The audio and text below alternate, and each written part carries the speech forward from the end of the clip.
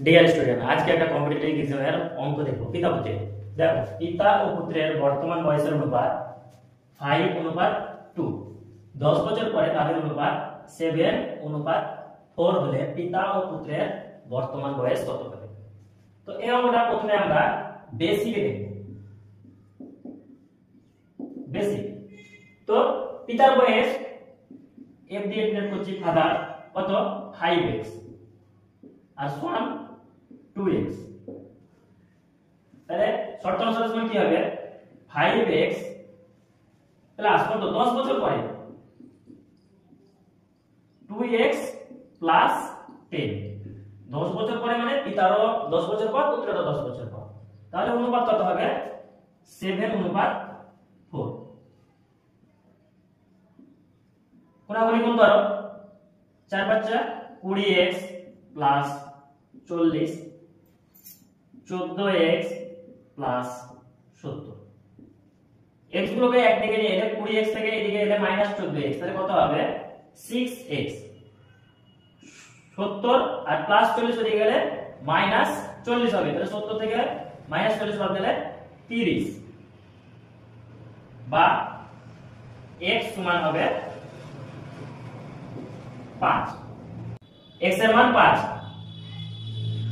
তাহলে পিতার বয়স কত হবে 5 গুণিত 5 সমান কত 25 বছর, আর পুত্রের বয়স হবে 2 গুণিত 5 সমান কত 10 বছর। তো এটা একটা বেসিক পদ্ধতিতে। তো আমরা যেহেতু চাকরির পরীক্ষার জন্য প্রিপারেশন করছি, তো শর্ট ট্রিক্সে শিখবো কিভাবে। দেখো অঙ্কটা করার আগে একটু বলি। দেখো প্রথমে পিতার বয়স ধরো 100 বছর আছে আর পুত্রের বয়স ধরো 30 বছর আছে। তো তাদের অনুপাত করতে গেলে কি হবে 10:3। যদি এরও 10 বছর বৃদ্ধি হয় আর এরও 10 বছর বাড়ে তাহলে কত হবে 110 আর 40। তাহলে অনুপাত কত হবে 11:4। কিন্তু দেখো তাদের এই যে গ্যাপ, এই যে বয়সের যে গ্যাপ 10 ছিল 3, তাহলে গ্যাপ কত 7। 10 বছর 10 বছর করে বেড়েছে, তাদের মধ্যেও গ্যাপ কত 7। তাহলে 10 বছর বাড়লে বা 10 বছর পিছিয়ে গেলে 10 বছর এগিয়ে গেলে 90 আর 10 বছর 20 অনুপাত করলে কত হবে 9:2। তাহলে তাদের মধ্যে গ্যাপ কত 7। তাহলে তাদের কোনো গ্যাপের কি পরিবর্তন হচ্ছে না বন্ধুরা, কোনো গ্যাপের পরিবর্তন হবে না। 10 বছর আগে গেলে বা পরে গেলে তাদের বর্তমান বয়সের যে গ্যাপ থাকবে সেটা সব সময় একই থাকবে। তাহলে আমরা এই ডিফারেন্স মেথডের পদ্ধতি দেখব। ডিফারেন্স পদ্ধতিটা দেখো প্রথমে ছিল 5:2, পরে হলো কত 7:4। এটা প্রেজেন্ট, এটা নিউ। দেখো এদের মধ্যে গ্যাপ কত আছে 3, এখানেও দেখো গ্যাপ কত 3, তাহলে গ্যাপ একই আছে, ওই জন্য আমরা কোনো কিছু করব না। তাহলে দেখো তাদের প্রথমে দেখো 2 ছিল, কত বৃদ্ধি হয়েছে 2 ইউনিট। 2 ইউনিট, এই 2 ইউনিটের মানটা দিয়েছে দেখো 10 বছর পরে, তাহলে 10। তাহলে 1 ইউনিটের মানটা কত হবে 5 বছর।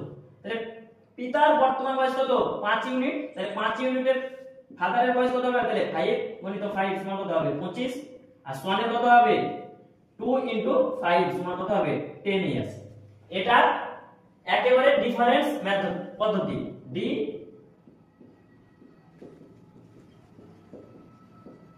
ডিফারেন্স পদ্ধতি দ্বারা আমরা এটা দেখলাম। আমরা আরেকটা দেখব কি ক্রস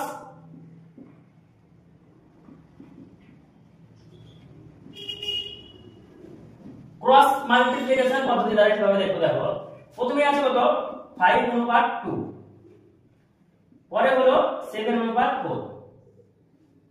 10 বছর পরে এটা হয়েছে, এরও 10 বছর পরে হয়েছে। ক্রস মাল্টিপ্লিকেশন দেখো একে অপরের গুণ করো, তাহলে কি 4 5 20 আর 2 7 14, তাহলে 20 থেকে যদি 14 বাদ দিই তাহলে কত হবে 6 ইউনিট। 6 ইউনিট এরা গুণ করো একে অপরের, তাহলে কি দেখো 7 10 70 আর 4 10 40, তাহলে 70 থেকে 40 বাদ দিলে কত হবে। সব সময় কি বন্ধুরা বড় থেকে আমরা ছোটকে মাইনাস করব, তাহলে 70 থেকে 40 বাদ দিলে 30 হয়। তাহলে 1 ইউনিটের মান কত হবে 5, তাহলে পুত্রের বয়স কত হবে 5 ইউনিটের মান 25 আর 2 ইউনিটের মান কত হবে 10। তাহলে পিতা পুত্রের বয়সের বয়স 25 বছর এবং 10 বছর। দেখো তাদের মধ্যে যদি অনুপাত করো সেই 5:3। এইখানে যদি তাদের গ্যাপ একই আছে, তো বন্ধুরা তোমাদেরকে বেসিক, ডিফারেন্স পদ্ধতি এবং ক্রস মাল্টিপ্লিকেশন এই পদ্ধতিতে আমি তোমাদেরকে এই অঙ্কটা করেছি। তোমাদের যেটা ভালো লাগবে সেটাতে করবে। থ্যাংক ইউ বন্ধুরা, ভালো থেকো, সুস্থ থেকো, বাই বাই।